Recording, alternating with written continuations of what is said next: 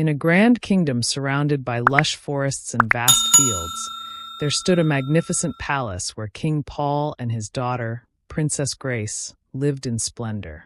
The palace was filled with shining gold, sparkling chandeliers, and the finest silk. But behind the luxury and riches, there was a young maid named Abby, who had never known such a life. Abby's world was one of hard work and quiet longing.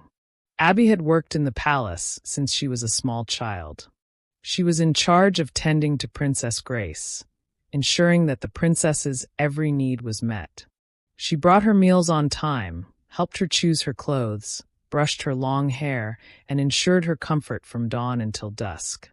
Abby's life was a quiet one, full of routine and dutiful service. But in the stillness of her small, worn-out room, Abby often found herself dreaming of wealth, of grand gowns, of being a princess herself. Her life, though filled with the joy of serving someone she admired so much, was far from the opulence of the royal family. Abby lived in a small, run-down hut on the outskirts of the kingdom, completely alone. She had no family, no friends. Just the endless work of serving the princess, a job she took great pride in, but one that reminded her daily of her own humble background. Every day, she often found herself gazing out of the palace windows, watching the royal family go on their grand adventures, wishing that for just one day, she could experience the life they led. One day of riches, of beauty, of freedom. She wondered if she would ever have the life she longed for, or if she was destined to live out her days in that little hut, just a maid in a vast and glittering world. But as the days went by, Abby's wishes began to fade. "There's no way I can ever become a princess.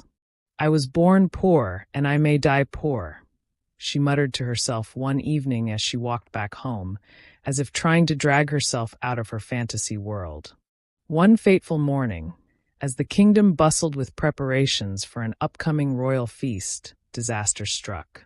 Princess Grace, who was known for her beauty and grace, had fallen gravely ill the day before the long-awaited journey.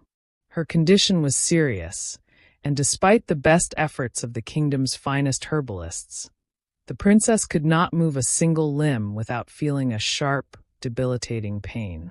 The royal palace was thrown into chaos.